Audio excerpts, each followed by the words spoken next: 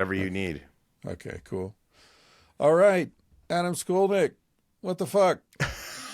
It's good to be back, man. It's been forever. Yeah, it has. Have we done this once before? I Once think. I before, think it was just once, once right? before in the old place in Southern California. Yeah.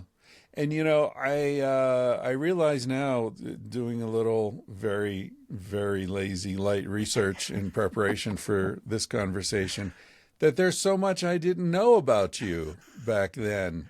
I think last time we talked, touched on like the freediving book, but mostly spent a lot of time just bullshitting about travel and like Lonely Planet and those days, Oh, more than okay. yeah. I didn't remember what we talked about because, all right, well, that tells you how out of touch with my own brain I am, because I was like, wait, this guy wrote for Lonely Planet? Oh, we're gonna I have to think we talk did about that. that. We already did that I shit. think so, but we can still talk about it. Well, now I don't know.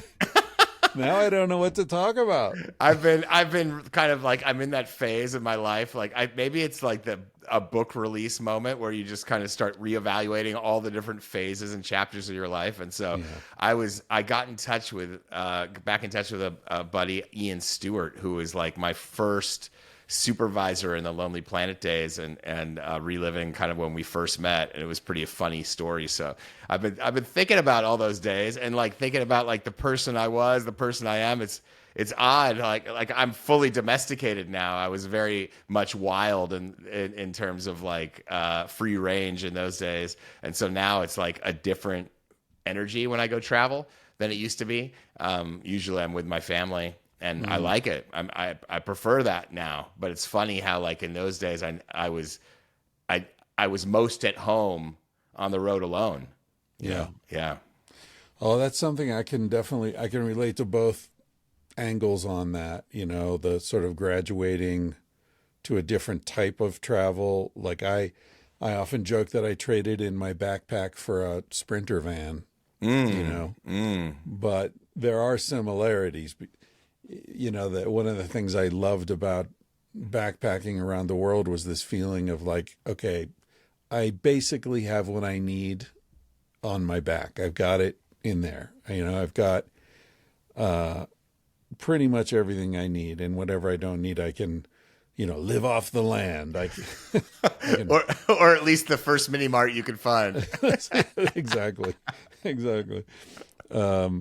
Yeah.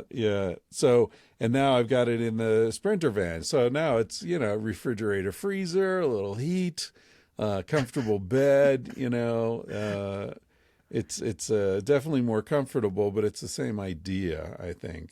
Yeah, I think the last time I saw you, you were kicking it in front of your Sprinter van at Bombay Beach, the Oh, Biennale. okay. Yeah, Yeah. Wow. Wow. Bombay Beach Biennale. good party.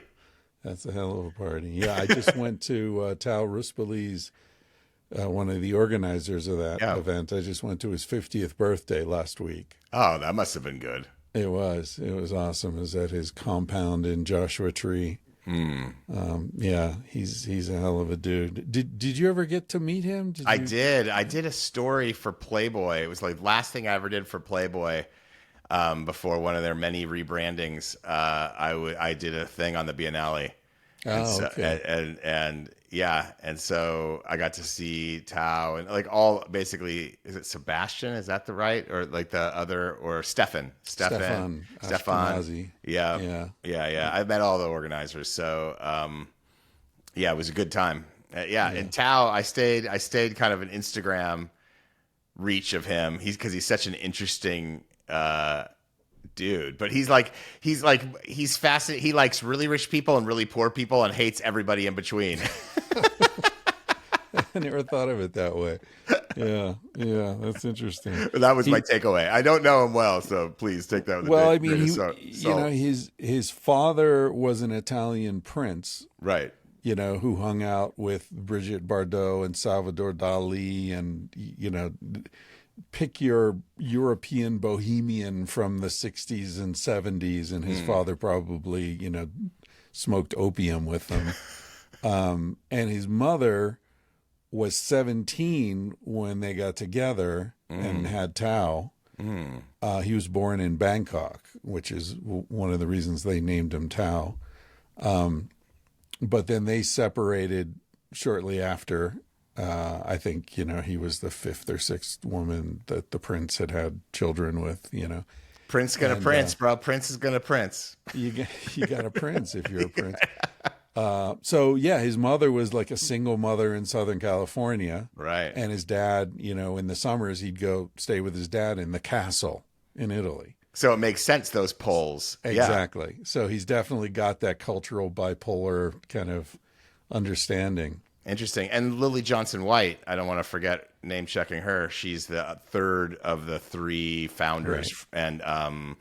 And from the Johnson & Johnson kind of lineage, but also a great art curator and philanthropist, or I don't know how you say it.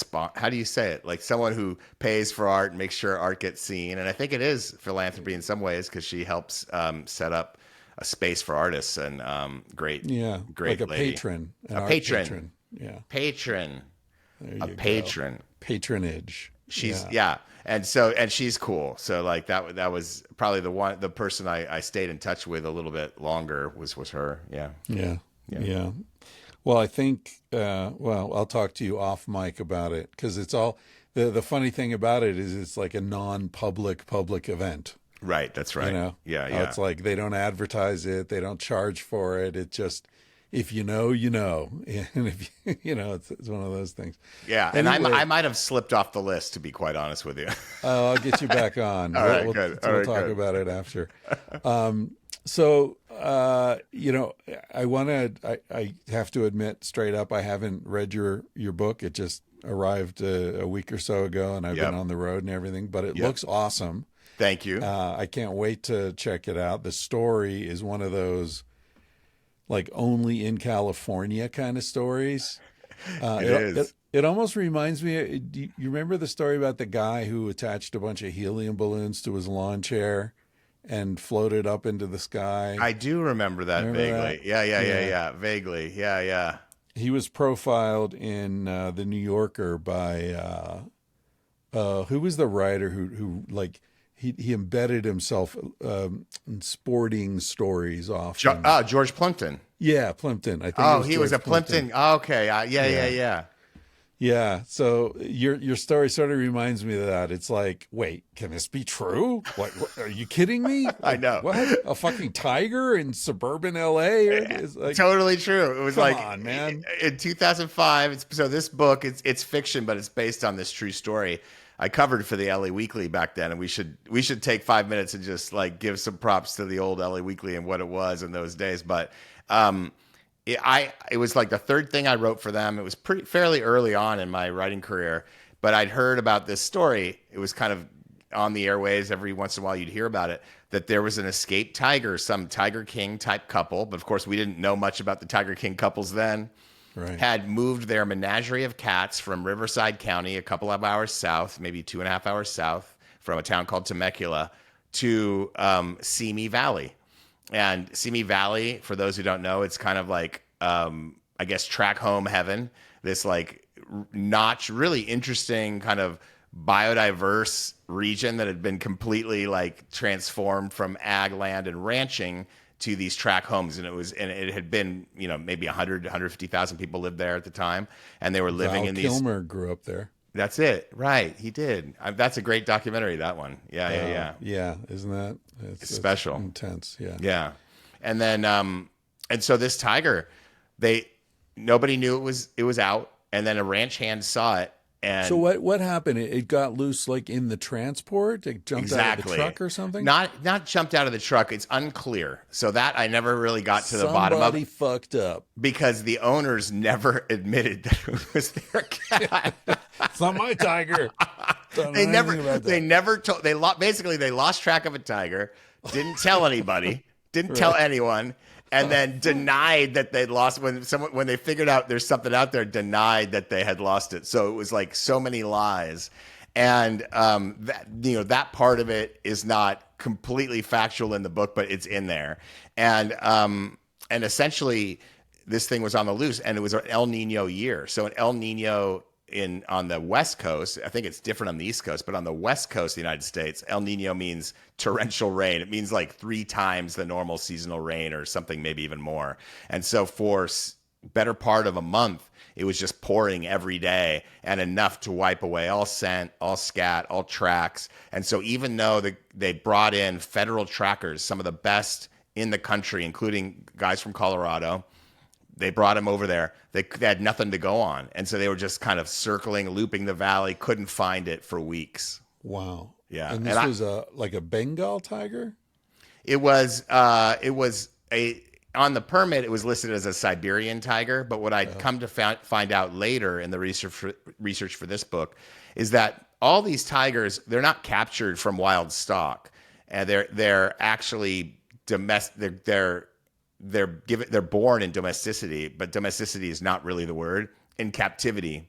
And so therefore they're part of this mishmash of tiger species that are called American tigers because they're all mutts, because none of them are pure. They're not captured wild. And so it's called Siberian, but that's just a name. In reality, they're American tigers. They're all mutts. Wow. Hence the title of the book. The title of the book, yeah. Yeah. And I'll tell you, the advertising thing you sent is so cool. I mean, the lost cat that's poster. such a good idea. That's such a good idea. Thanks, man. Yeah. You got to post it up around your neighborhood to scare your neighbors. No, I did. It's up in the cafe in town. Oh, that's awesome. Thank you. And it's funny because there are always lost cat things around here, and it's really sad because coyotes get those cats. They're coyotes and owls and lynxes and bobcats, and like a domestic cat is not going to last 24 hours outside the house here. No. And but a fucking tiger, a tiger stands a chance. those coyotes are going to be like, what the fuck is this?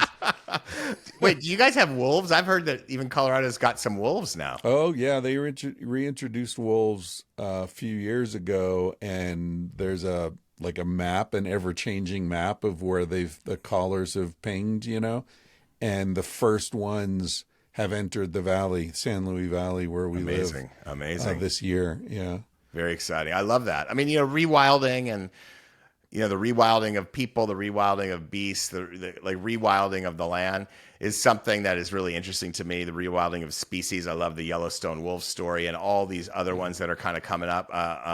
Kyle told me that you were into that too. And I just love the concept. And so that I've tried to kind of put into this book as well. Kind of that's one of the themes, Yeah. Southern California is interesting in terms of, wilding. We were talking about Topanga before I started recording, because that's the last place we hung out together, or I guess out in Salton Sea was the last place we hung out. But LA's funny because people think of LA as this urban nightmare, just this totally urban thing. But you don't have to go very far to be in a pretty, I don't want to say it's certainly not pristine, but Malibu, those canyons, the Topanga, there's a lot going on back there. Mountain lions. Absolutely. In Hollywood or whatever. Absolutely. It's an interesting area in that respect. You can get out pretty quickly. Absolutely. It's one of, that's what's unique about California, but Southern California specifically is kind of a biodiversity hotspot because it's got desert species, it's got the coastal, it's got the oak habitat, chaparral habitat. And so you have a variety of species kind of converging. And I've been researching the Annenberg Wildlife crossing that they put in over the 101. It's going to be the biggest wildlife crossing in the world.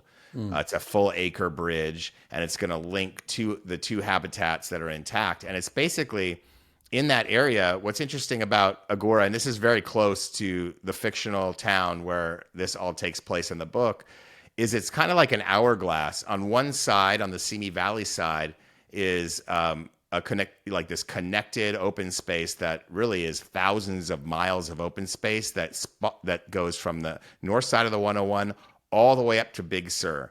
in the Los Padres National Forest, and all those mountain peaks behind it. And in that area are mountain lion and black bear, even elk are back there, as well as deer and all the other kind of smaller fauna. And on the Malibu side, mountain lion would and black, you even get bears sometimes, but it's more rare. But mountain lions are on that side, as well as all the typical fauna. And there's hundreds of miles of open space, square miles, because the Santa Monica Mountains National Conservancy kind of made that happen. And then in between that connected area that connects those two bulbs is less than, I think it's 3/4 of a mile of space, like like less than it's so small, and it's a little isthmus, and that is kind of where, and we're talking about area, so it's not, if you look at it, it looks like a couple hundred meters, and that is an isthmus that got cut off by the 101. And so what this wildlife crossing is going to do is basically link these two areas, and it'll allow these mountain lion genetics to be more diverse, biodiverse. And it's not just mountain lions that couldn't cross, even small fauna like western fence lizards. The scientists have found that their genetic pool has been limited by the 101. Hard to believe because they don't have a huge area to roam, but it is true because there's no connection there. And so I've been spending a lot of time with Beth Pratt, who kind of dreamed up and has been fighting for this crossing. And what she told me was super interesting, because I think it makes sense to listeners, and I've been like tripped out by it. But I always thought that it's tempting in this life to take a step back and think, I'm just this little person. What do I really amount to in this world? And I don't mean that in a cynical way. I just mean it like that can be a liberating thing. If you see yourself as a pebble on the beach and just getting tossed around by the waves, that can be fun. It doesn't have to be negative, but it does imply limited limited scope of ability to change things. And you're just, there's only so much you can do. So you might as well make your life the best it can be.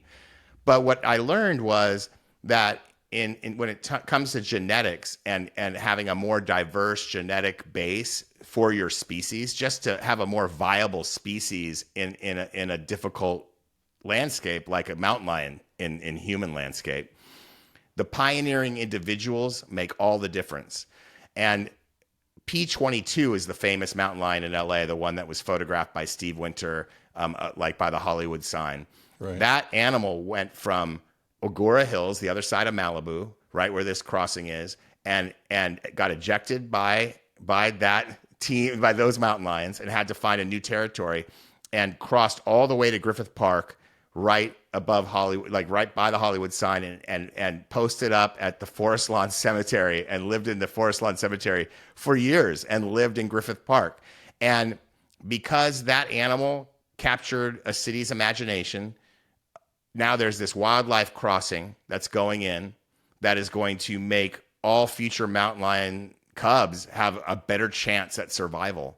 And so I guess what I'm saying is, we have more impact than we even know. And in nature, it's not just mountain lions. The western fence lizard that crosses, the monarchs that make it.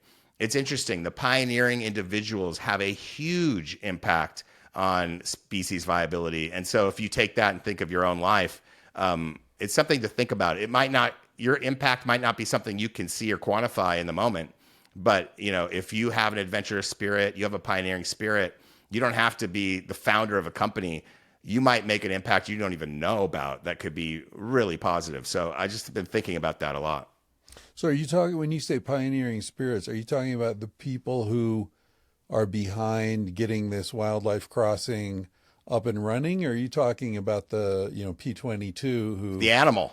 The pioneering individual. But it's true. Beth Pratt, amazing woman, is a pioneering individual. You should, I'll tell you more about her offline. She'd be awesome for your podcast. She's amazing. And, but I guess what I'm saying is I kind of had this. The search for pussy is actually really makes the world go round. The crazy places and things men do to find a mate, because that's the sad part of P22 is, yes, that's what he was looking for. He was looking for a female, and I don't think he ever found her. Well, it's kind of funny because that's funny. It's kind of true, but also what gets mountain lions to have to move isn't really sexual maturity first. It's that when they become sexually mature, the males that are in that territory will kill them, and Yeah. so they are chased off usually by their own mother for their own safety. And so it's more technical to say it was running for its goddamn life Yeah. until it found a place where it was Yeah. safe. Yeah. Well, Yeah. it's often a dual Yeah. endeavor, right? Yeah. Yeah. Yeah. Gorillas are the same. The silverback dominates, kicks out all the other adult males, Yeah. and then the Yeah. females are his. Yeah, interesting. Tigers too, and grizzly bears. Grizzly bears will kill a female's cubs just to Yeah, mate with her again. Yeah. yeah, that's pretty common in lots of mammals because it puts her back into ovulation and Right. Right. the whole genetic imperative. Yeah, so I don't remember if we talked about this, but the whole Lonely Planet time of your life, I read, I was on your website on the last few days, and I read some of the essays that you feature there, and the one where you meet the guy in the bar. Was this Ian Stewart?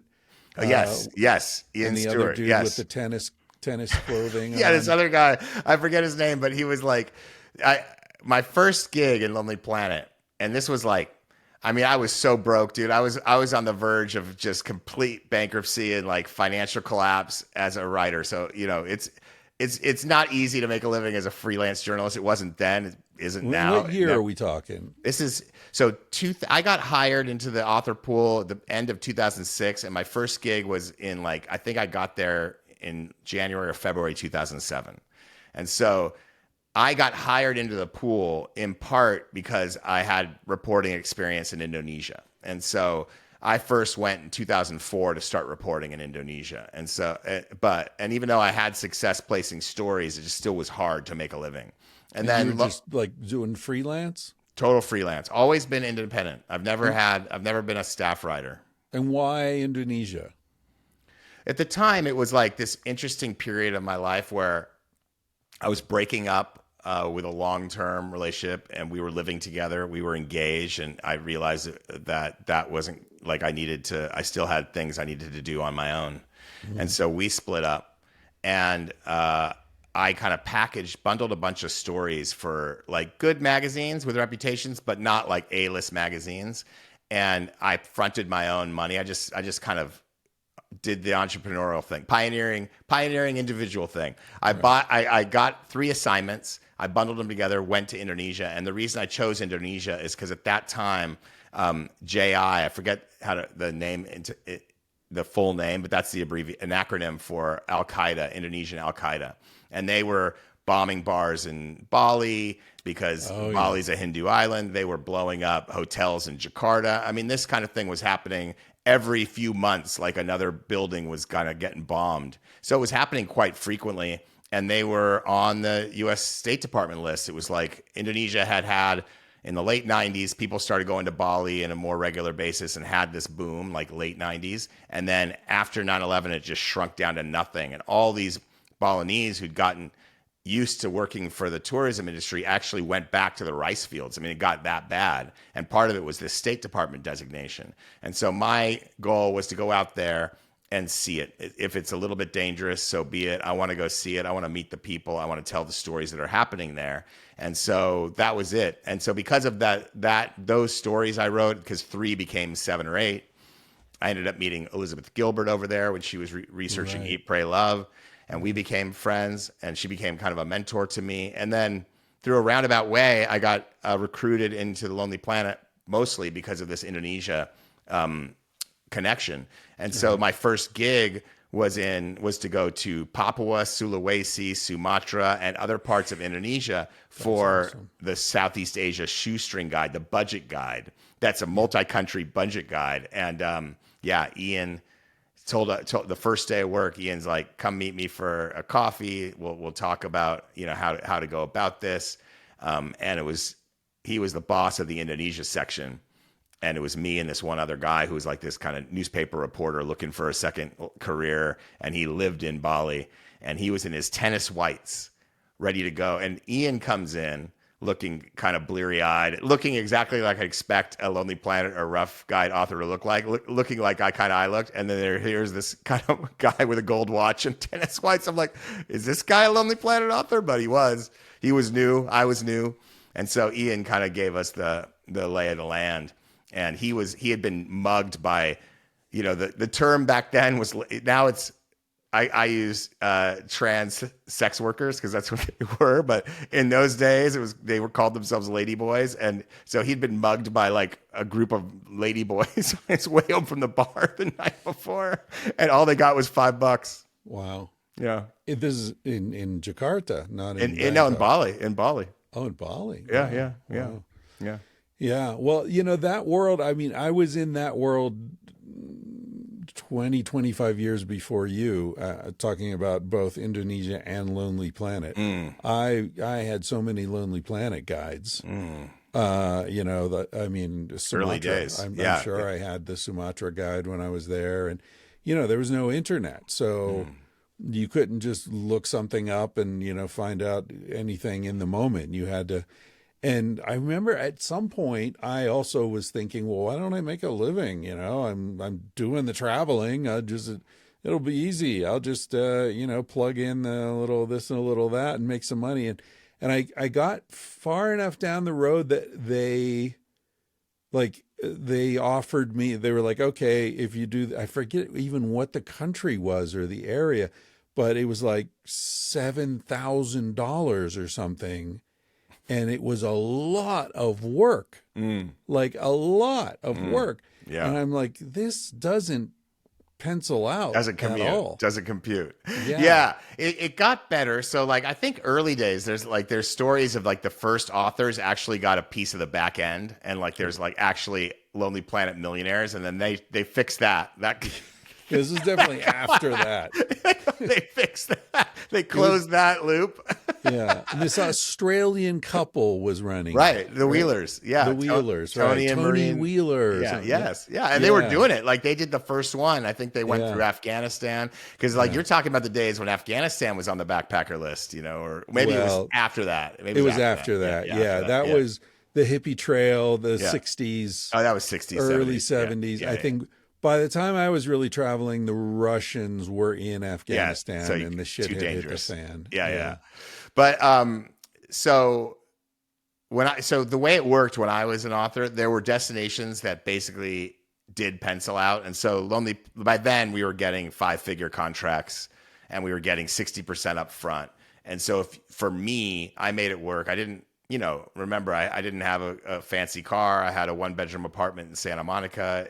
At the time I thought it was expensive, but now I can see it was very affordable.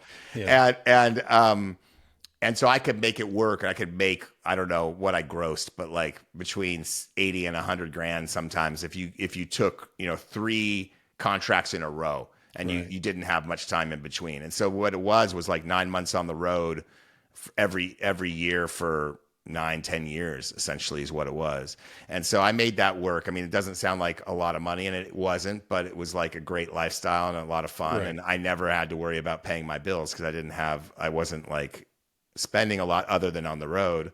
And so that's how it was. But there were definitely, like, I wouldn't take any Africa gigs, even though I had experience in Africa and I love reporting in Africa, because it wasn't fair.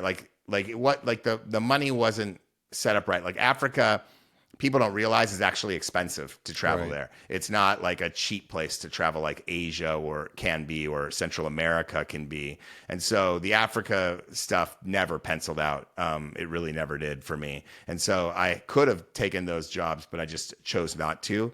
But so I spent a lot of time in Thailand for Lonely Planet, a lot of time in Indonesia, a lot of time in Mexico, and these popular guides had more money to offer you, so they ended up being the better gigs. But I was all over. I was in Mongolia. I was, all over the place. Yeah. Yeah, and I read a couple of your essays in Burma. That one of them you refer to it as Myanmar, one of them you refer to it as Burma, and I was thinking that must be the editors. Their policy is we're going to call it Myanmar.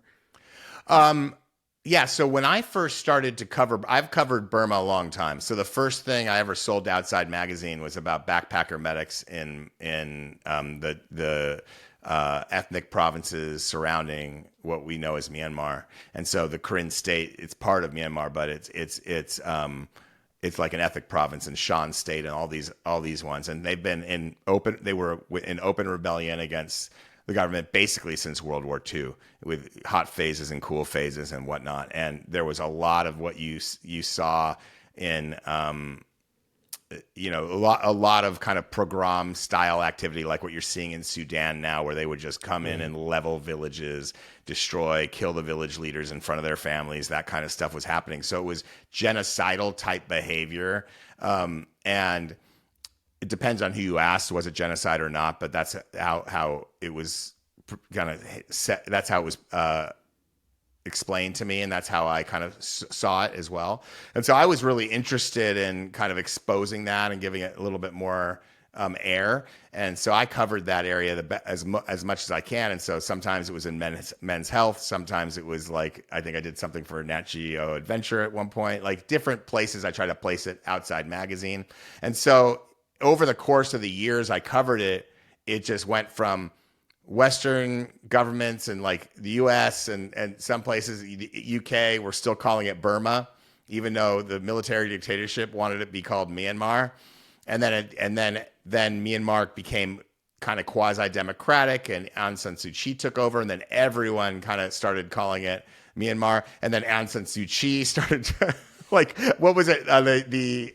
I'm spacing on the ethnic group that actually the military went after, even when Aung San Suu Kyi was president, and she was kind of an apologist for it. The Rohingya. Oh, yeah, the Rohingya And so, people, right, yeah. and so that was happening. So over the course of time, I kind of probably just absorbed Myanmar as the way to do it. It was like a terminology, but in reality, if you're out there and you're traveling, the local people do call it Myanmar, and so that's what it should be called. Yeah. Right. Yeah, I was still kind of calling it Burma just as an act of defiance against the motherfucking generals. That's right. Yeah. Yeah. And what do you think about? I was talking about this with a friend the other day. We're talking about how much we both love Mexico and how friendly Mexicans are, and just like they're just. I mean, it's always silly to generalize about people, nationally, but I've spent a lot of time in Mexico, and I've found just incredible hospitality and kindness there. But then you read about these gangs, the cartels, and like hanging the bodies from bridges and beheadings, and like all those students that they, murdered all of them, and then they like melted them down in line. It's just like in Africa is the same. Like there's this incredible sweetness and kind of innocence in most of the people I've met in Africa. But then when they get nasty, they go so nasty. Is that, like, in your experience, do you find, is there any logic to that? Is there is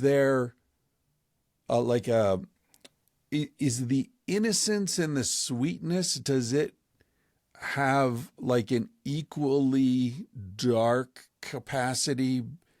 You know what I mean? Or am I just projecting? Is it we're just as evil as anybody? Our soldiers, I mean, I don't know. I know in Vietnam there was a lot of raping and, village burning and all that.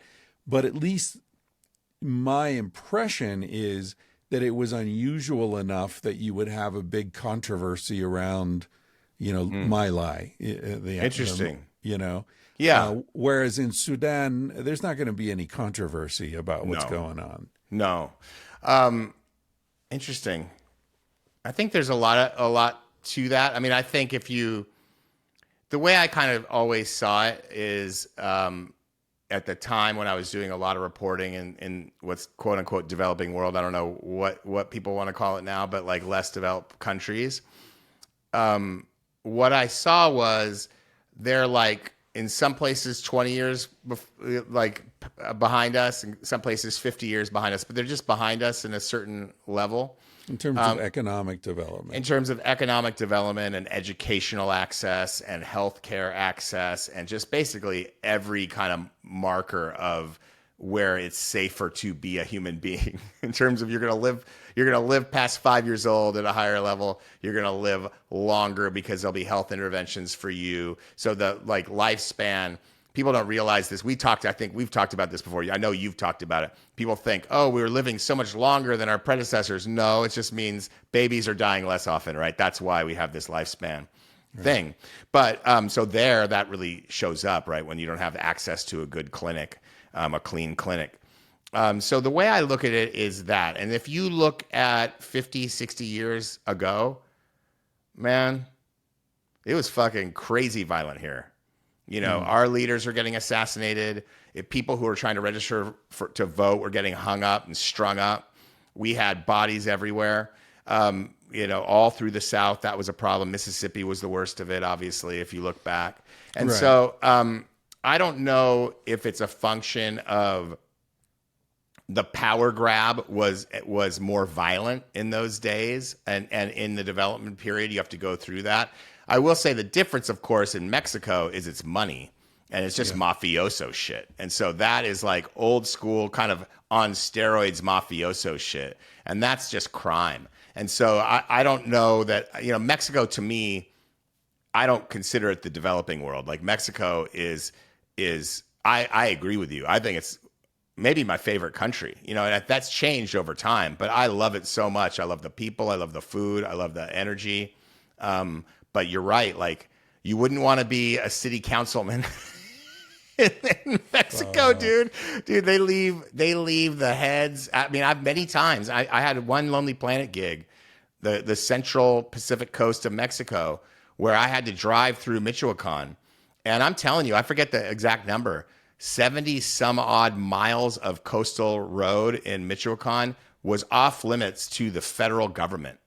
It was owned and policed by the cartels. The checkpoints were not military, were not cops. They were kids in rock and roll shirts and black jeans with walkie-talkies and AKs or ARs, whatever they were then. And you'd have to go through and they'd wave you through. And I talked to one guy. I mean, like what basically the story was, I stopped in a surf town for work. I forget the name of it off the top of my head. I wouldn't tell you anyway because it's on the air. I would tell you off air. But essentially, here was this guy. He was the owner of the Rasta Bar in this surf break somewhere in Michoacan. And I started talking to him because that's what I would do when I'd get to a location. If I hadn't been there before, I'd try to find a source that can kind of simplify things for me, tell me what's what. And this guy was he grew up in the United States, grew up in Colorado, was an Iraq war veteran, but came to the United States at like 2 years old. His mother brought him, and he remained undocumented his whole life, but managed to get admission into the military, went and served. And then when he came back, I think it was in Afghanistan or Iraq, when he came back, he got into trouble with the law, and he was given a choice. You can go to state prison and then get deported, or you can just choose deportation now. Because he hadn't hurt anybody. But he could have. And so I think it was like armed robbery. And then, so he said, yes, please, I'll go to Mexico. But then he lands in this town and he's never met these relatives and none of them speak English and he didn't speak any Spanish. So it's kind of a weird thing. But now he owns this Rasta bar and he's kind of like this village. And he told me what was going on. He pointed out the guy in charge for the cartel policing that area. And this guy would come every night to his bar. And so he's like, that's the guy. And I'm like, that's such a trip, because I was asking him about it. And he said, yeah, I mean, I can't tell you much, but like, that's the guy. And so only me and that guy are the only people in the bar sitting alone. And pretty soon he's sitting next to me and he's a young guy, he's a young guy. And this is like, it must have been like 2013. So whatever I was, 40, call it 40. And so I'm like 40 and he's in his 20s. And he sits with me and I'm like, oh, okay, what's up? And he goes, hey, do you want to smoke some weed in Spanish? And so I said, sure, I'll smoke a joint with a cartel guy. I'm a journalist. So I go out, I smoke some weed with a cartel guy. And he basically told me how they do it. And that is the cartel in his area, the family there, would go to every young man who turns of a certain age. I forget, it was 17 or 18, but as soon as they get that age, they're basically kidnapped like in old school. They go by in the van and get everybody, blindfold them, take them up to one of the boss's ranches, and then they take off their hood and they say, here's the deal. We want you in with us. You don't have to do it. But if you do it, you're going to get, $2,000 a month starting salary, which is a lot for them. And especially these rural towns that don't have a lot going on. And you'll get that as a starter with pay going up. And you're on call 24 hours a day, 7 days a week, and you can never leave. Go back to your house, tell your family, talk to your family about it. If you turn us down, we won't harm you. We won't mess with you. And as long as you stay on our good side, no harm's going to come to you. But if you want the job, you can tell us now, or you can go talk to your families. You can have the job, and those are the terms.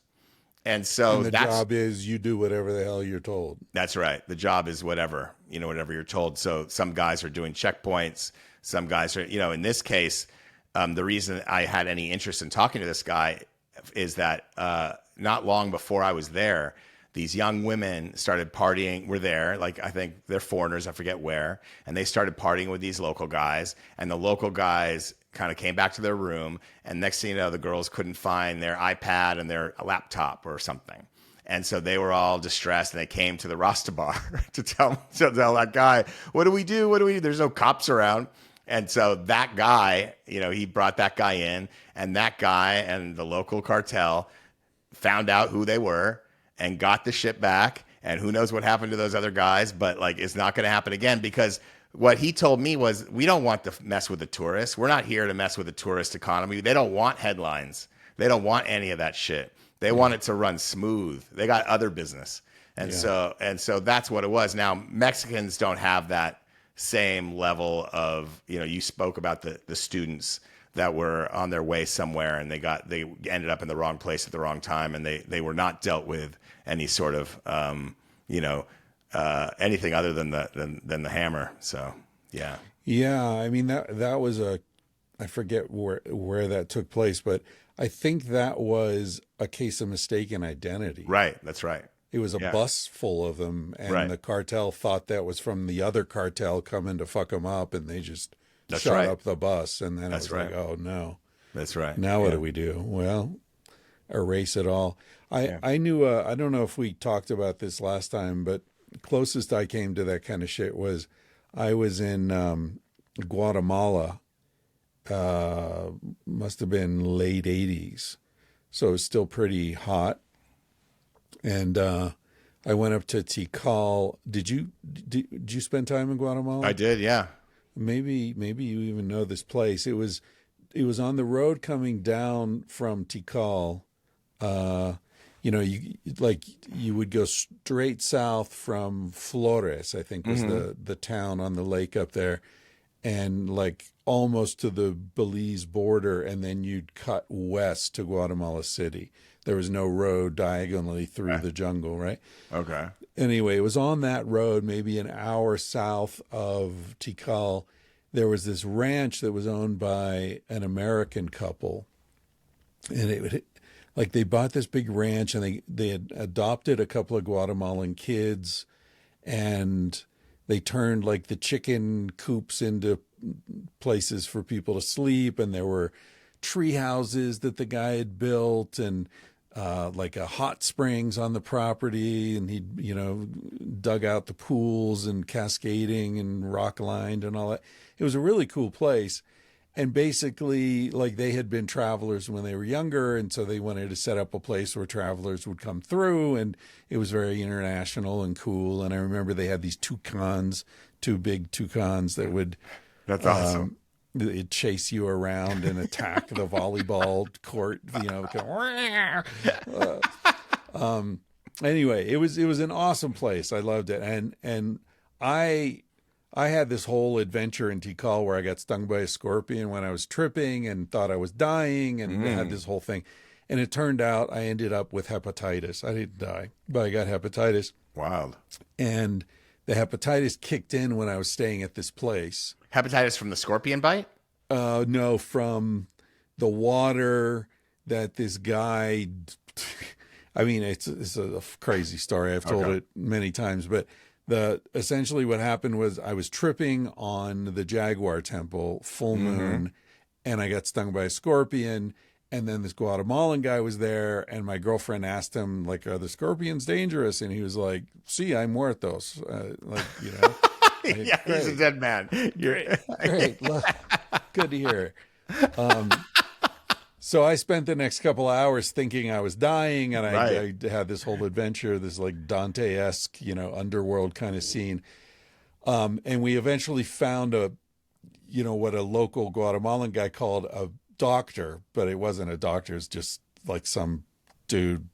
I don't know who he was, but he was. Anyway, we woke him up. He was drunk, and he explained to me, like, he asked me what the scorpion looked like, and I told him it was 6 inches and greenish, and he's like, that's not a scorpion, that's alacran. Alacran, in English we just have one word for these creatures, but in Guatemala at least they distinguish between escorpiones and alacranes. Yeah. And the alacran is like, well, if you were going to die, you'd be dead by now, like it. But my tongue was swelling up. Right. And, I had all these weird muscle contractions and all this. You're like, hey, doctor, do you have any Benadryl, bro? Dude. So he gave me a pill and he scooped out some water from this bucket, right? No. And you've traveled all over the world. You never drink water out of a bucket in the tropics. But this guy had just told me I wasn't going to die. So I was like, I'll do anything you say, you got me. And I took the fucking aspirin or whatever it was and drank the water, and then I got hepatitis from the water. I'm sorry to hear that. So anyway, I was on this ranch when I started getting the headaches, a few days later. So I ended up spending like a month on this ranch, and I got to know the guy. Michael Devine was his name, quite well. Okay.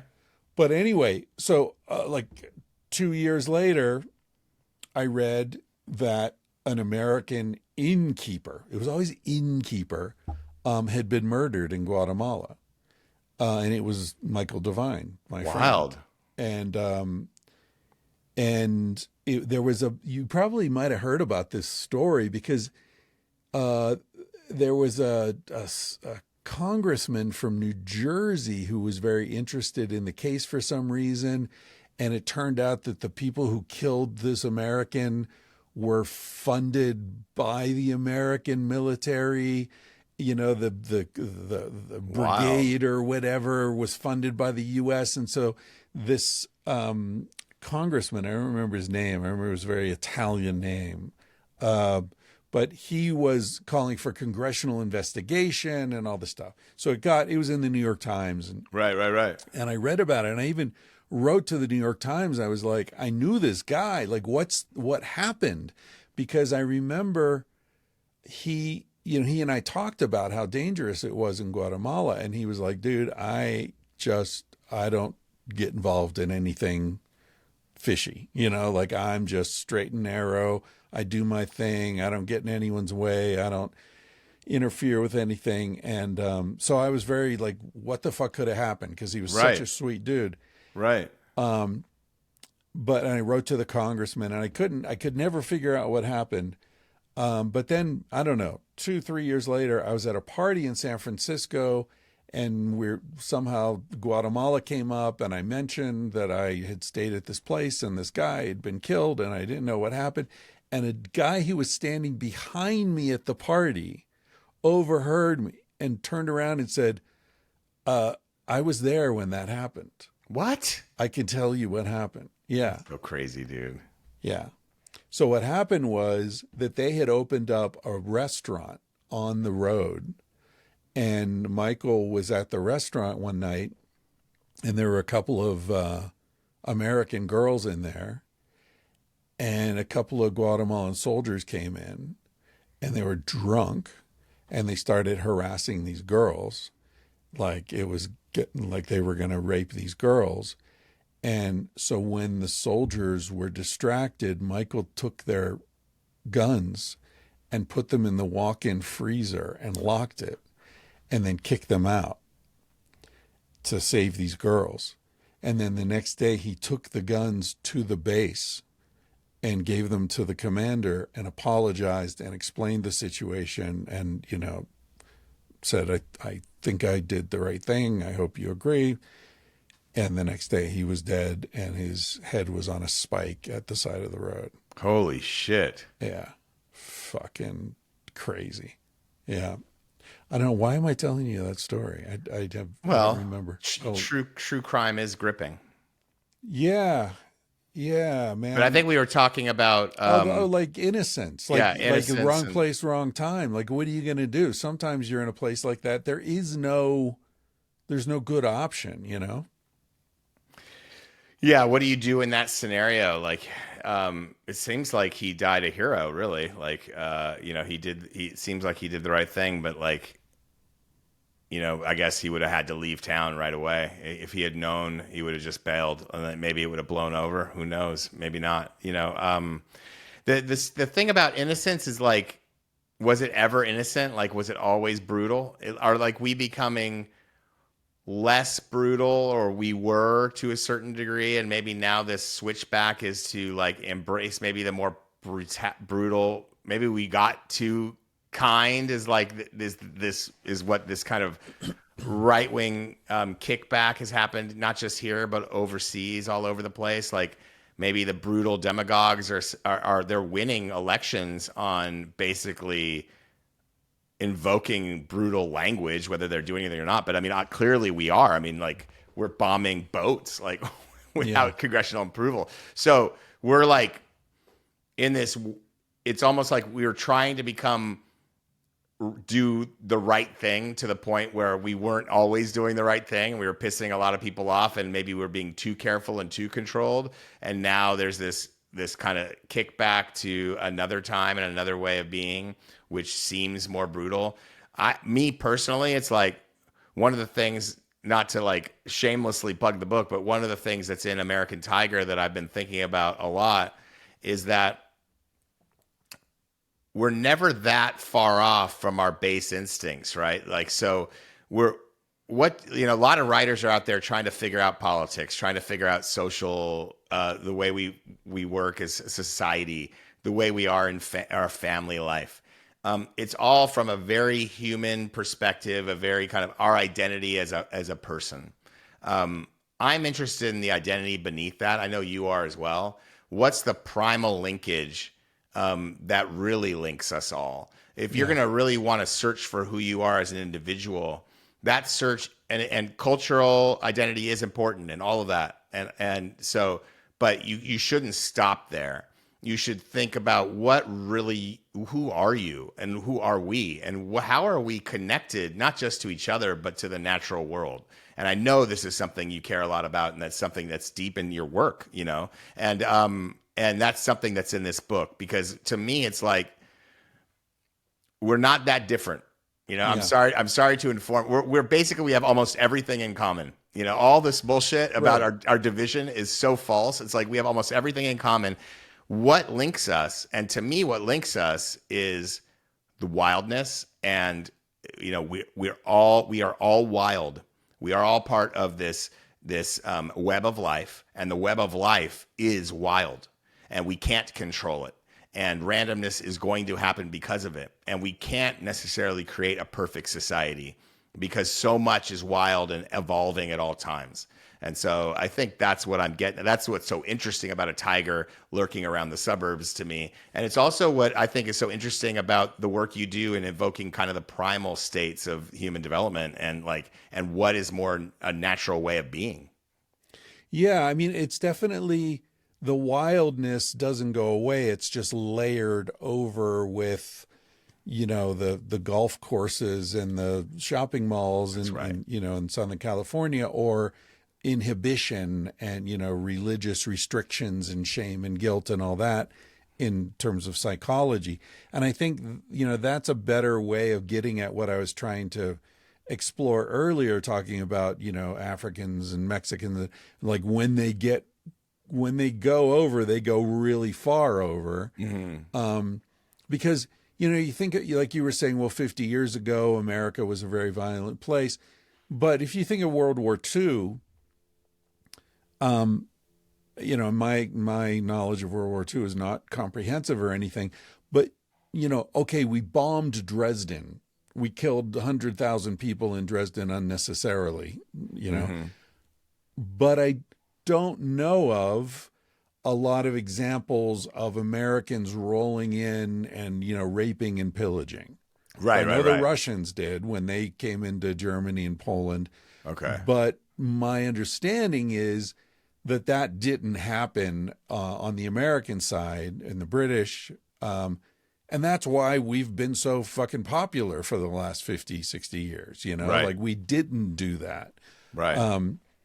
So, I guess what I'm saying is those inhibitions that make us miserable and shame ridden and guilt ridden and all that, maybe they also stop us from doing some of the really horrible shit, at least face to face. Yeah, no, I think you're right. I mean, I think face to face is the thing there because we did firebomb Tokyo, and Yeah. I mean, we're like the Germans, right? Like, we'll use technology to do any sort of fucking that's right. nastiness. That's right. That's right. But yeah. but we're not real good at like machete murder, It's like, We stop at machete murder. That's right. That's nuclear is fine, right. but machetes are off limits. Well, right. And like, what does that go back to? Like, if you go back to like the Western expansion of the United States, it's like what alarmed so many people about, we called Indians heathens and all that, partly because their weapons were not guns, which were more clinical, or I guess were okay, but they were, they were at a distance. They were using axes and stuff. And so Yeah. that seemed more brutal, but really was just the method, like arrows and what, forget, tomahawks. Yeah. And so maybe it dates back to that, like that we have the rules of engagement seemed important to us, but that gets to our veneer. We feel like our veneers are so important. Like the way we're perceived and perception is so important. It like, and I think that gets back to the religious aspect, like we got to make sure everyone thinks we're good. When in reality, like the great, is it the great Joseph Conrad line from like Heart of Darkness? The line between good and evil is in every human heart, or something like that. Is that from there? It's like so. it's like it's in all of us. It's important to acknowledge it's in all of us. I think that so much of today's dialogue is it's like it's them. They're the ones that we're good. They're not. It's so infantile. Yeah. To think that way, Did you seen the movie The Art of Killing? I have not. Indonesia. Yeah, I have not. I have not. Under Suharto, right? Yeah. I have not. I've heard it's amazing. You got to see that. I know. Because it really gets into this. It's about these guys who their job was to go out and, hunt down political dissidents and murder them. And they tell the stories. They have no shame at all about it. Yeah. They're just guys. It's just a job, And the interviewer, I forget who directed the film, but they won an Oscar, I think. Yeah, and it was well deserved. Because the interviewer never gave away his or her disgust, and enabled these men to tell their story, coming from where they were truly coming from, which was a place of absolute tranquility. It's an amazing film. So you mentioned Joseph Conrad, and I have him in my notes here for something I wanted to ask you about. Okay. Because we share that experience of being, literate young men out on the road, seeing the world, in search of experience. And both, I was a writer as well, and I wasn't making money from it at the time, but, I was that guy sitting alone in the restaurant, writing in my journal and all that. And I wanted to pick your brain a bit about your favorite travel writers. Not Lonely Planet, but books. Right.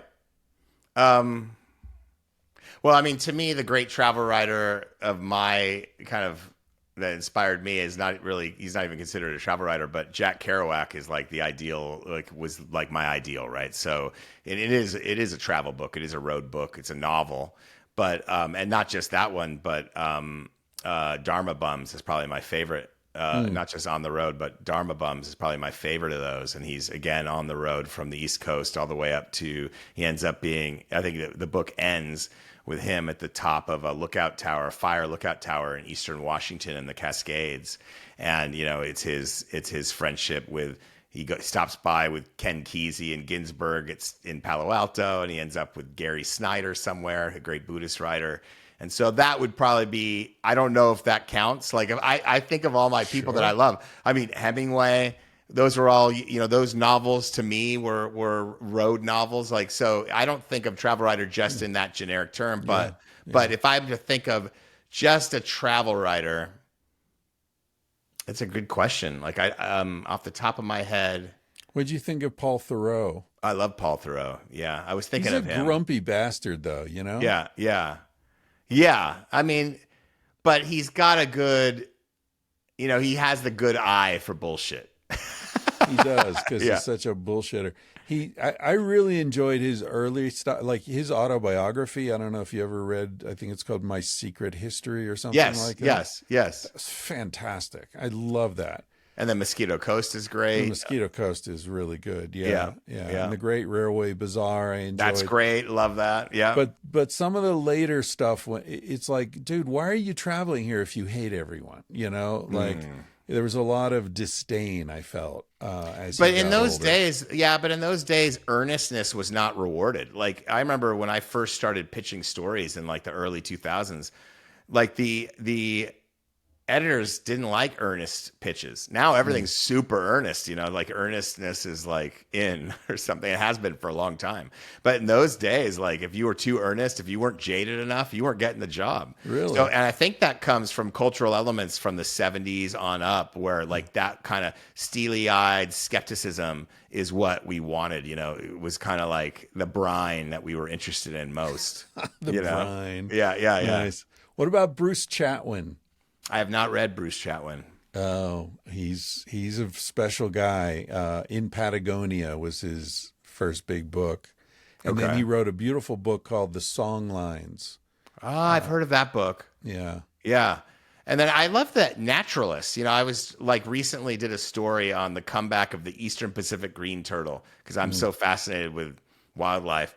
And these green turtles are now, the story, you'll like this story, is like, in the 70s, they were down to, or like this early, in the 80s, 90s, they were down to, 100, like, I think it was like 1/10 or less than 1/10 of a percent of their original numbers. At their peak, the nesting females were like 26,000 on the beaches of Mexico. And then it got to under 200 at its lowest level. And now they're like colonizing the coast of California all the way up to Monterey. Now you see them in Malibu, these green turtles. You see them in Marina Del Rey. You see them in Long Beach, inland from the harbor, up the like San Gabriel River, this like industrial river. And they've turned out to be these urban turtles. And so I was interested in that story. And I started to read a guy named Archie Carr, who was one of the first people to tag turtles. And he has an amazing nature writer, and his stuff is like traveling to Costa Rica back in the day, all over the world looking for turtles when there was no such thing as like a Lonely Planet or anything like that. And he was just on his own trying to figure it out, working with the locals to save these animals that were food essentially. And so he would I was starting to read a lot of him and like those early naturalists and field biologists, because back then they were super literate. Like the work they were putting out was it was literature. Yeah. You ever read The Snow Leopard? Yes. Peter Mathiasson. Yeah. That's an interesting book. He supposedly was CIA. Did you know that? Yeah. Yeah. When he founded the Paris Review, I think it was with George Plimpton, wasn't it? Yeah, it was. Yeah. I just read I've read a lot of Peter Matheson's work. I really liked the way he wrote and traveled, and like the adventure, the literary adventurer kind of thing. Yeah. I love that. And man, some of his novels that are set in Florida are really good. There's a trilogy Is that set right? in 1800 19th century Florida. I got to read it. I've only read The Snow Leopard. That's the only one I've read. Yeah. Yeah. My favorite book by him is At Play in the Fields of the Lord. Oh, right. That's him. Yeah, that's Is that a novel. was that Cambodia? No, No. that's it takes place in a fictional Latin American country, Brazil, kind of, because it's in the jungle. It was made into a film, an amazing film actually, starring Daryl Hannah, John Lithgow, Tom Waits, Kathy Bates. I remember the Incredible, movie. I remember the incredible movie. cast. Yeah, it's a fantastic book. The conceit is amazing because it's essentially I won't take up a lot of time telling the story, but essentially what it's about is two Native American Vietnam War vets, American guys, who are making a living flying their plane around Latin America, doing drug deals, doing whatever to make it. Couple guys, tough guys with an airplane, and they end up landing in some village in the middle of the jungle. They need fuel, and the local dude is like, "Yeah, I'll give you fuel, but you got to do me a job, right?"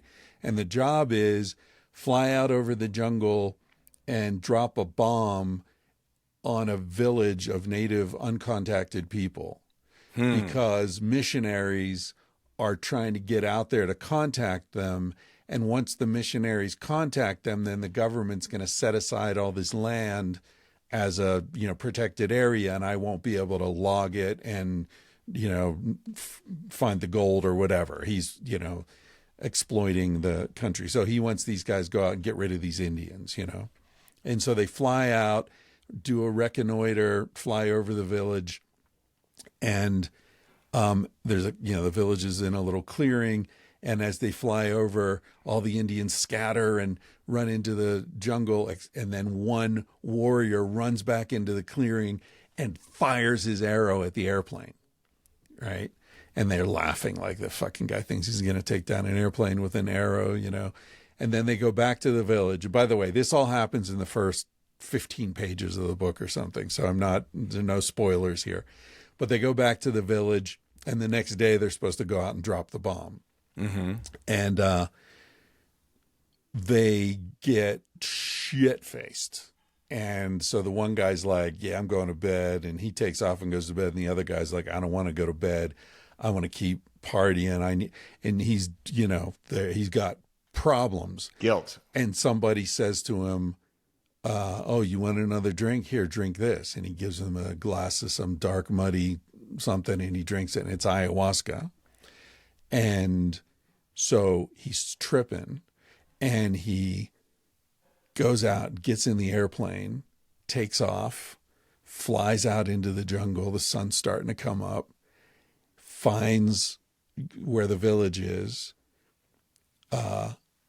parachutes out of the airplane, ditches the plane, parachutes out, lands in the jungle, takes off all his clothes, buries them, and walks into the village naked. And that's the beginning of the book. Holy shit. Right. I'm going to get that book. Dude, it's so good. Because it basically, he goes back in time, right? And he's a Native American. So he's like, "I'm going to save them. I know what's coming for them. I know they have no idea what's out there. I do. I can go back and save them." It's fucking awesome. It's Savior such a complex. good book. I love this. It's interesting. What we're touching on here. I mean, Henry Miller is another. There's a great book. What's his book of Greek travel during World War II? He's basically avoiding fighting in World War II. I'm going to look it up right now. I don't think I've read that. I love Henry Miller. Well, sure. Like Tropic of Cancer is a road book too. It's like that's a travel book. Yeah, and you're right. Hemingway. That's all. Did you see that recent PBS? Ken Burns, I think it was the Ken Burns documentary on Hemingway. No, I should see it. I love him. Oh, it's so good. Well, this is the Colossus of Marusi, and he's like basically it's a road book. He's traveling. Pico Iyer thinks it's like one of the great travel books, and so I Right. I love it. I mean, it's amazing. It's funky and weird and digressive and like, it's not to me. I mean, it doesn't touch Tropic of Cancer, which is Right. a all-time classic, but it's really good. And I think what we're touching on is that fiction can still be travel books, like, so, Oh because like yeah. I think of, the Mark Twain stuff all the way back in the day. So it's I mean, interesting. isn't all fiction travel? Right. You're It is. traveling into someone's consciousness and, Yeah. whatever. I mean, Totally. I mean, that's what I think. The reason I bring it up is that like fiction for men, like people aren't reading it as much, right? So it's like right. it's kind of been ceded territory to for a variety of reasons. Like a lot of guys who read are into kind of self-help or like memoir-y or nonfiction for whatever Well, that's reason. your fault, man. God bless them. God bless 'em. I'm not complaining. I'm just saying there, like, fiction is what Yeah. enriched my life the most. Yeah. That's why I wanted to become a writer. And I don't know if that's the same for you, but like that's one of the reasons I wanted to become a writer. I've always admired nonfiction writers too. I like people who go back and forth. Yeah. But we shouldn't like avoid fiction thinking that like it's somehow a false story. In some ways you can use fiction to get deeper at the human experience. And at least I hope so. Yeah. This brings up something I wanted to ask you about. I haven't read, I didn't even know that you were involved in the David Goggins books until just recently, maybe even after we got in touch and we're scheduling this podcast. And I've never read them. So, and I don't want to put you in any kind of complicated situation because I know that, that was really helpful for you and good projects. And but I think because I think Rogan had Goggins on or something. Like I've heard about him, through the bro vine or whatever it is. Are you on the Brovine with Rogan? Are you on the Rogan? I used to be. You did, right? I'm a former Brovine member. But anyway, the book Can't Hurt Me. I've always, one of the things I don't like about bro culture is this like, human optimization, like, 100%, blah, blah, give it 110. And, Right. and the other one, never finish, like never enough. I'm always hungry. And like that mentality has always rubbed me the wrong way. Because like, I don't care how fucking SEAL Team 6 you are. A mountain lion can fuck you up. A bear can fuck you up. A shark can fuck you up. A scorpion can fuck you up. A goddamn mosquito in Burma can fuck you up, So like we're always vulnerable. And Right. you can work out every day for the rest of your life. You're going to die. You're going to get sick. You're going to be vulnerable. You can have a traffic accident or whatever. Yeah. And I was thinking about that this morning when I was reading your article in the New York Times that led to your book, One Breath, how that book is all about vulnerability and about the danger of pushing to the limit and, the people you leave behind and the sort of the vanity of this kind of like extreme pursuit, And I wondered, like, how do you deal with that in yourself? Like, you've been in very dangerous situations. Some of the stuff I read this morning about you, the places you were in Burma, like that was heavy, that was, you've been to some really heavy situations. How do you feel? Like, were you like, yeah, I'm pursuing extreme experience, or what motivated you? So I've been probably 4 or 5 times in a situation that could have gone really bad for me in reporting. Like I've had guns pointed at me in Honduras when I was investigating the assassination of Berta Cáceres, who was a freedom fighter in Honduras who was murdered outside her home. And I was there with her people that when there was a confrontation with the paramilitary guys that were suspected of killing her. And I've been in that scenario. I've been in Angola in kind of a funky area. I've been in, I've hiked through minefields a few times in Burma with, the Free Burma Rangers and some other people. I've snuck across rivers. So I've done all that. And it's not the same as fighting in a war.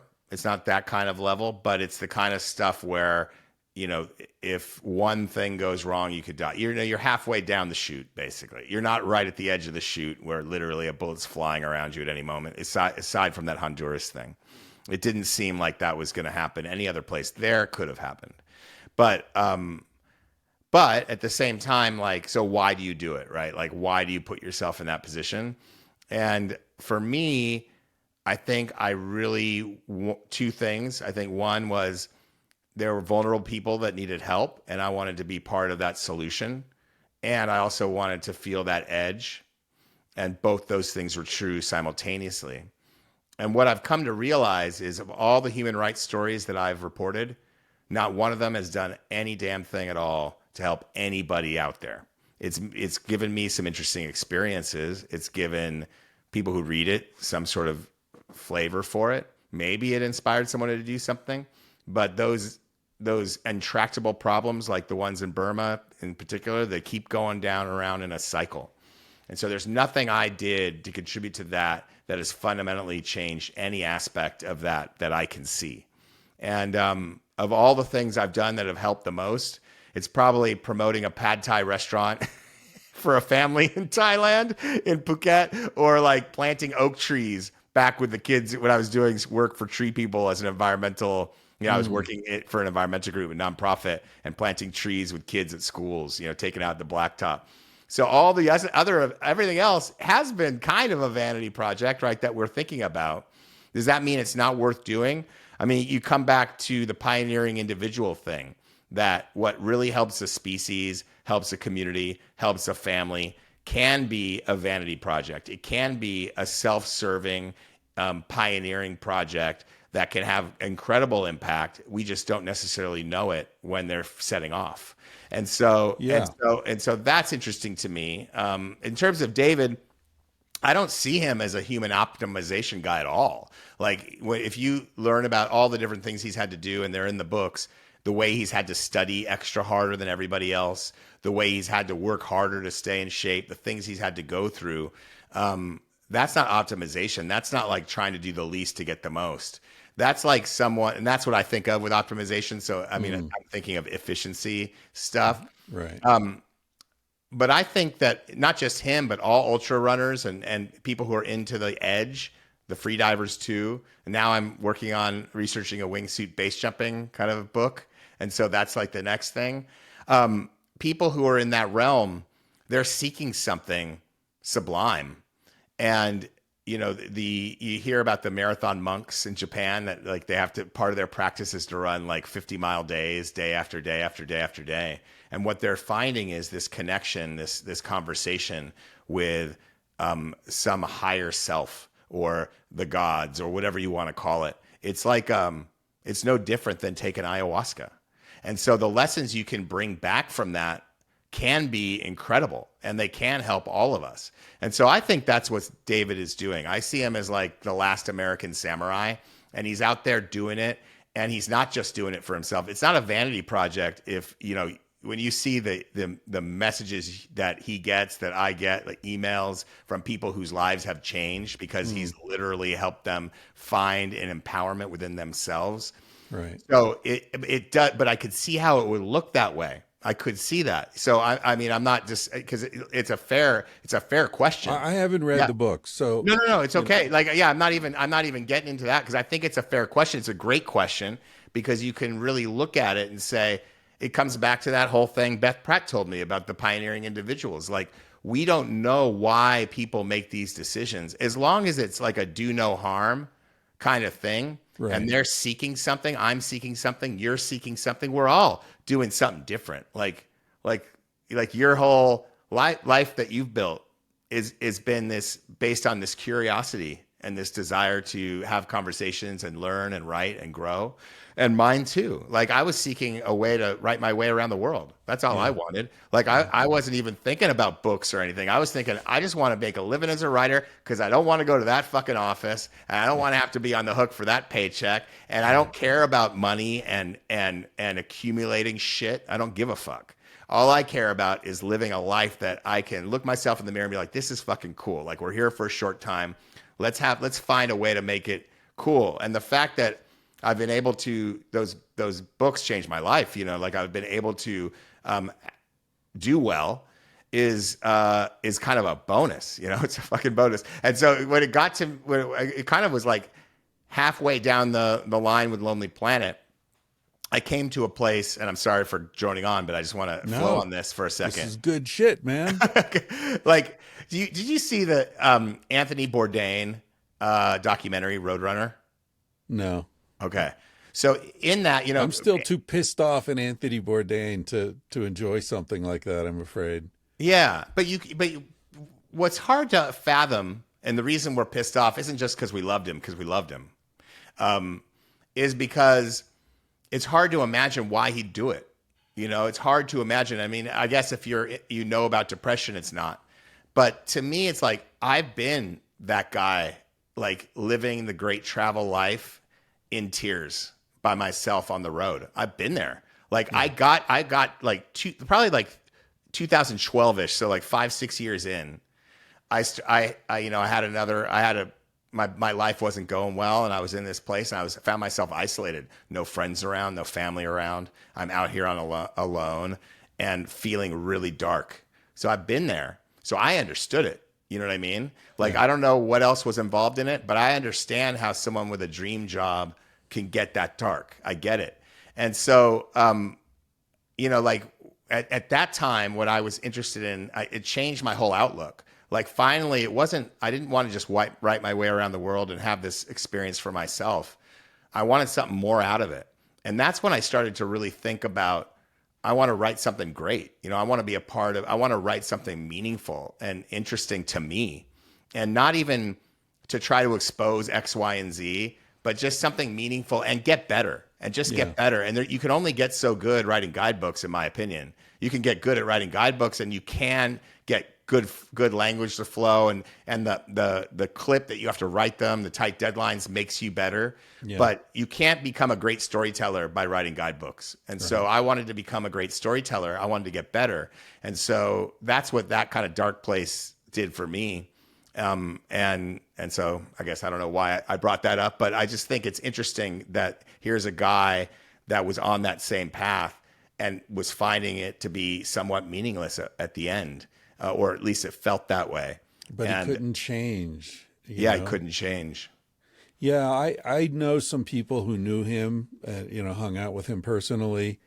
And what they've all said is like, he was never as cool as he appeared on camera. You know, like. More anxious, you mean?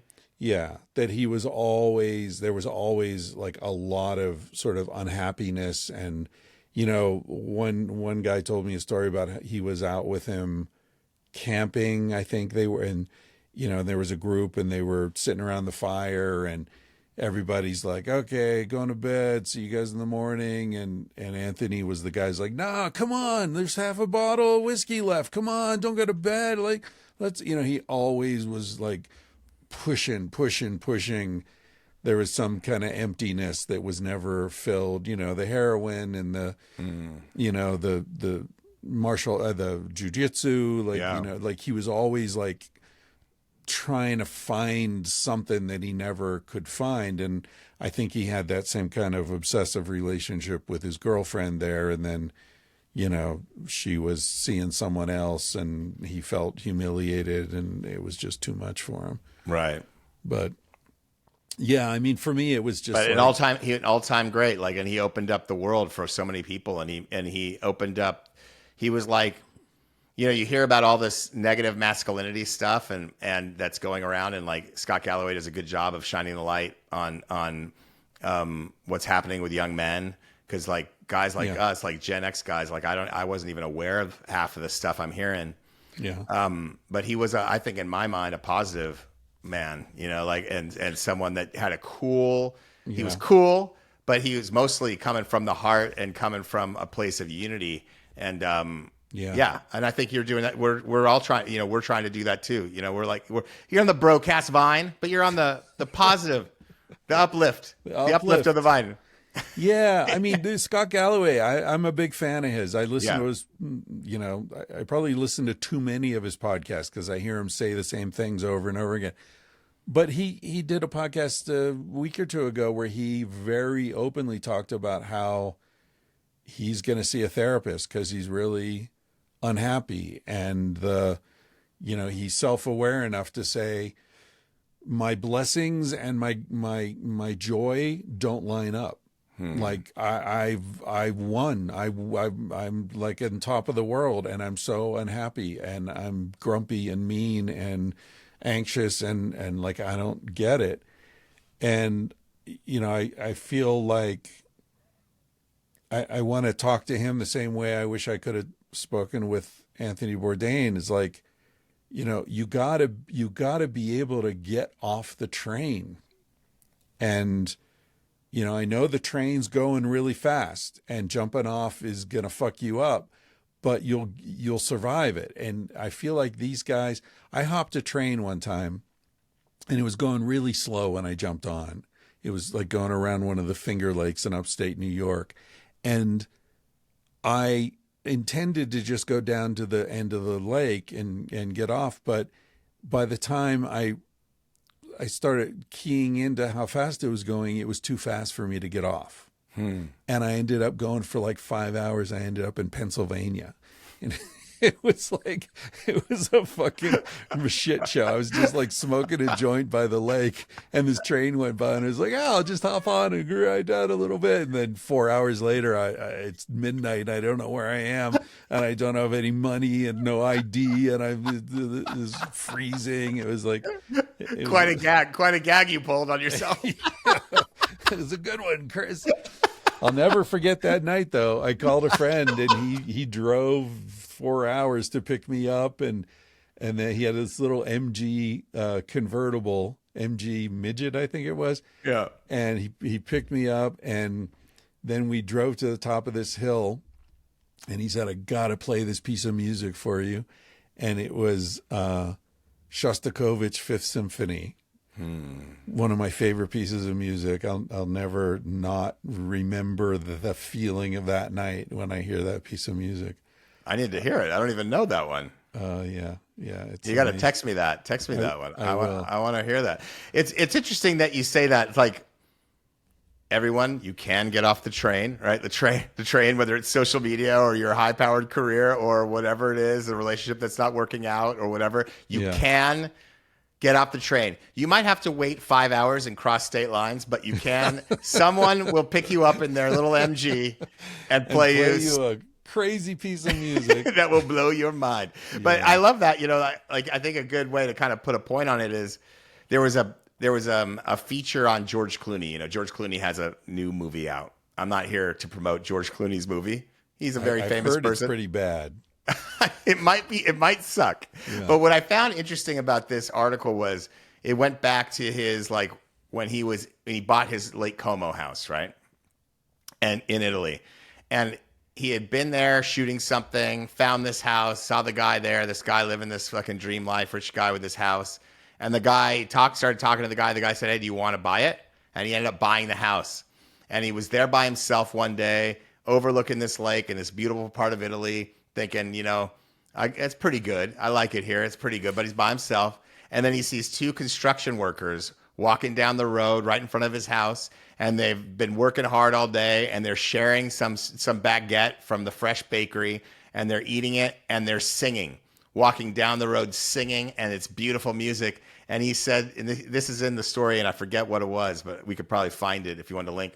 But he said to himself, those guys are doing life a lot better than me. Not just a little bit better, but a lot fucking better than me. And I think that the reason I bring that up because we're talking about these people who are doing amazing things, and that is an interesting goal and pioneering individuals and all that. But what you're pointing out, I think, with your line of questioning is the middle way is kind of the path to this level of enlightenment and this level of overall satisfaction. Yeah. And I agree. For me, that also works. It doesn't work for everybody. Some people need the extreme to find that sublime.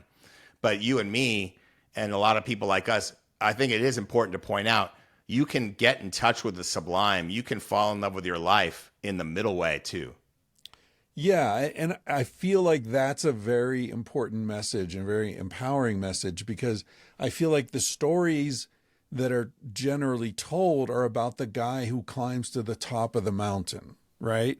They're not like, I used to go, I have a really good friend, Marcos, I met in Mexico years ago in the Barranca del Cobre. I don't know if maybe you've been there, where the Tarahumara are, who Yes, do yes, these yes. that great book, Born to Yeah, Run. yeah. Christopher McDougall. Yeah, it's a good book. I really like I got a blurb from him. Oh, did you? Good. Yeah, I did. That book came out the same year Sex at Dawn did. And yeah, I really love that book. Anyway, so Marcos and I used to go to the Pyrenees and hike in the Pyrenees a lot. And Marcos is just a fucking mountain goat, dude. That guy just like, fuck. And so we drive up to some beautiful area in the Pyrenees, and we, spend the night in the village and then head off in the morning with some food and some wine and some cheese and whatever in our little day packs. And he would go to the top of the mountain. I would go until we got to a really nice spot. And I remember one day in particular, there's a waterfall and there's this big flat rock and the sun's coming. And I'm like, Marcos, I'll be here when you're on your way down, dude, And he'd go climb the fucking mountain, and I'd take a nap and drink some wine and have some cheese and, take a swim in the pool under the waterfall. And I'm like, who the fuck needs to climb the mountain? I think I'm in between. I'm like, I do like getting to the top. So like I've done that where I've fought my way to the top. Yeah.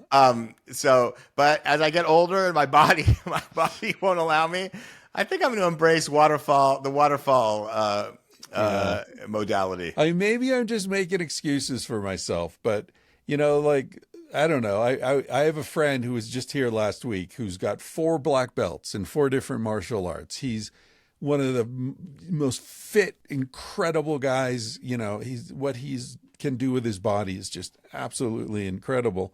And we were working out, and we have this little dojo, and we were working out. And after about half an hour, I was like, dude, I'm sorry, but I'm just bored. Like, how many push-ups and pull-ups and, and for him, it's like, this feels so good. This is life. And I'm like, yeah, is it though?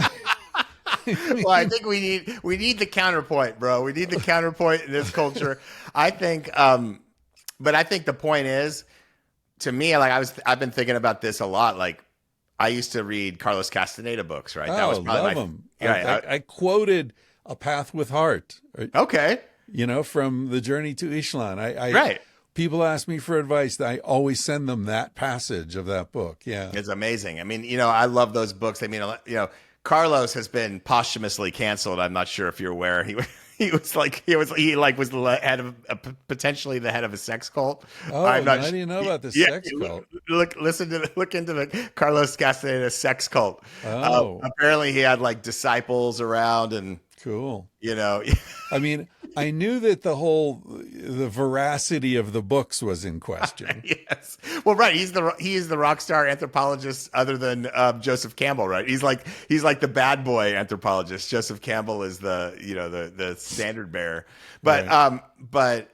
I guess what I was saying is, like, I remember early on in the very first one, I got some trick out of it, which is I'd go on the trails and I'd find a nice place to sit, and I would focus on like feeling the earth's energy and like feeling the energy and trying to channel it and to connect with it. And that was the beginning of kind of like, obviously it was stimulated by experimentation with psychedelics, but it was also this attempt to do it without psychedelics and not necessarily get the same thing from it because you can't. But you can get this idea of I can tap into this earth energy and I can get some empowerment from it. And I bring it up because I feel like what you're getting at is interesting in that we all need to find something to fuel that empowerment. We're in a place where it's basically this soup that we're like an amoeba in the soup, and it can feel very random and very chaotic and very dangerous and very sad. And we need to figure out a way to counteract that. Not all of us want to go to church for that. And that's what church did for a lot of people for a long time. I mean, if you go to Utah, you meet a lot of kids that are really bright and really cool and engaged because they're spending time around youth groups and in church. But what if you're not? Like, how do you do it then? And what if you don't really believe in the Bible? How do you do it then? And what are these other modalities? And you don't have to become Buddhist, and you don't have to go to the yoga place, and you don't have to be an ultra runner. But you do have to do something to connect. And I come down to like, just what if we just connected with the beauty of the world and really focus on that and that dialogue in your head and focus there. And if you do that, you know, it doesn't have to be this beautiful valley with the waterfall and the wine and cheese. Like, what did Eckhart Tolle do? Did he reach enlightenment on a bench in Central Park? Like, can you be so present in your life and so accepting of the way things are that it doesn't matter where you are, that you can be the guy meditating in the middle of the battlefield? I mean, I think that's the goal, right? And so I think the middle way gets you there, but you still have to do something. It can't be a passive thing. You have to do something. Yeah, you have to get out there. Yeah. Yeah, even if you just get out there enough to sit by a waterfall, that's still out there. You still got to do that. That's exactly right. And that's what I was trying to get to. Like, there's so many stories about, the guy who free climbs Yosemite, and the guy who, jumps out of the airplanes, and the guy who dives, free dives to 200 meters. And it's like, okay, those are all really interesting stories, but you can get to where you need to go without risking your life in that way. Yeah, right? You don't need to be the top 1% in whatever endeavor it is. You can, I guess what I'm trying to say, it's not enlightenment I'm talking about, but it's meaning. You can find meaning in life without being all the way out on the edge. 100%. And I think because we create the stories we tell are about the millionaires and the movie stars and the war heroes, a lot of people feel like, well, I don't have that in me, so I'm not going to bother. That's fair. Like you can be,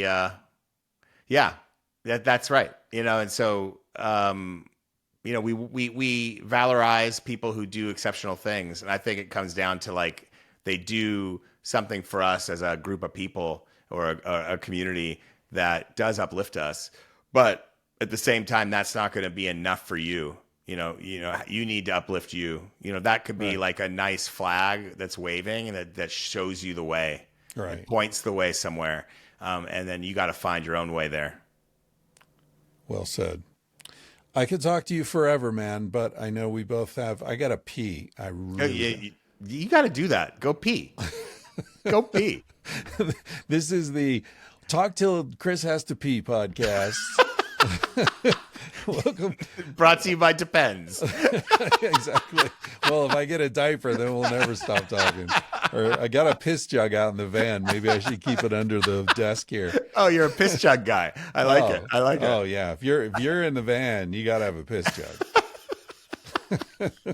And the perfect piss jug for anybody wondering is like the small bottle of laundry detergent that has the spout in the right lid, Yeah. Because most of those spouts you can just stick your finger in and it'll pull right out. And so then you have like the wide mouth jar with the lid and they're really tight.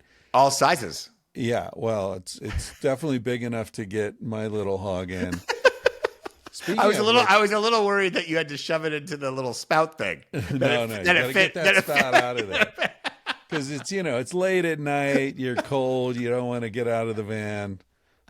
I feel you. Yeah.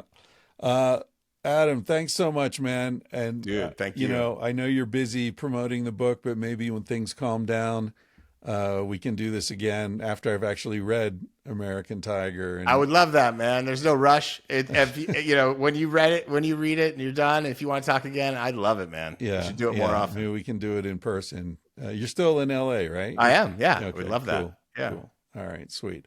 Cool, All right, I'm brother. going to stop recording. Thank you. Thank you.